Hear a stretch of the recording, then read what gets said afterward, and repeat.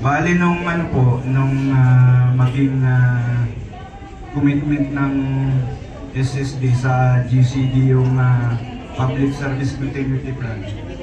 Medyo ano po kami, hindi po namin alam kung paano namin gagawin. So yun nga, yung mga training namin sana nung una ay medyo na delay. Kaya ang kaba namin ay isa na lamang kasi 2.5 po yun sa GCD commitment.